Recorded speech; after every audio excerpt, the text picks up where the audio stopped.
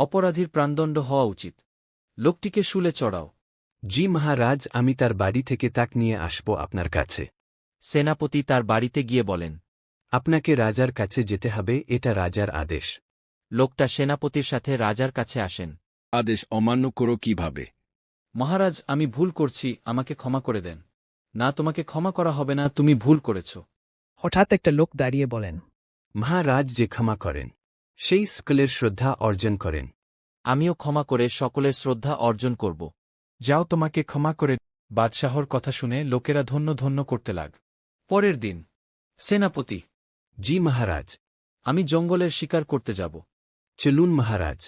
সেনাপতি আর মহারাজ রাজপ্রাসাদ থেকে বাহির হন। মহারাজ শিকার করতে গিয়ে মাটিতে পড়ে যান। মহারাজ যে লোকটাকে ক্ষমা করে দিলেন, তিনি জঙ্গলের রাস্তা দিয়ে হাঁটতে গিয়ে দেখেন মহারাজ মাটিতে পড়ে আছে। মহারাজ, উঠুন। তখন মহারাজ মাটি থেকে উঠে বলে, তুমি এখানে? তুমি আমার জীবন রক্ষা করলা, ধন্যবাদ তোমাকে।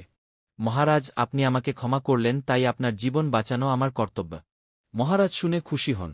তাকে বলে, তুমি আমার সাথে রাজপ্রাসাদে চলো, তুমি আজ থেকে রাজপ্রাসাদে থাকবা। এরপর দুইজনে রাজপ্রাসাদের দিকে এগিয়ে যান। তারপরে দুইজনে রাজপ্রাসাদে আসেন। এরপর থেকে লোকটা রাজপ্রাসাদের রাজার সাথে কাজ করেন। তাহলে আমরা এই গল্প থেকে শিখতে পারি, আমরা যদি ক্ষমা করি, তাহলে আমাদের জন্য ভালো পুরস্কার আছে।